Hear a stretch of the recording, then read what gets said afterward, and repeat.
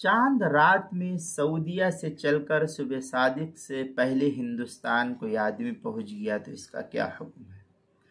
चुनांचे अगर कोई शख्स सऊदीये में ईद का ऐलान सुनकर रात की फ्लाइट से रवाना हुआ और सुबह सादिक से कबल हिंदुस्तान पहुंच गया, जबकि यहाँ रमज़ान बाकी था, तो ऐसे शख्स पर हिंदुस्तान आकर रोज़ा रखना लाजिम और ज़रूरी होगा।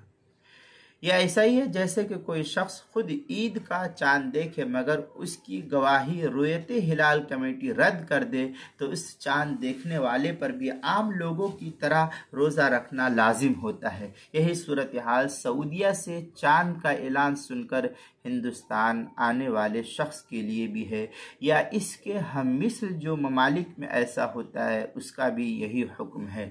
चुनांचे इस सिलसिले में काफ़ी तफसीली बहस जो है फतावा शाम के अंदर नकल की गई है। लिखते हैं लव साम रआ हिलाल रमज़ान व अकमल इद्दा लम युफ्तिर इल्ला माल इमाम लिक़ौल अलैहिस्सलाम सौमुकुम यौम तसूमून।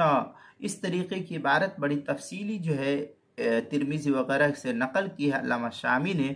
देखें फतावा शामी जो ज़करिया बुक डिपो देवबंद का हिंदी नुस्खा है उसकी तीसरी जिल्द सफ़ा 351 और किताबुल मसाइल उसकी दूसरी जिल्द सफ़ा 134 और 135 पर इसको नकल किया गया है।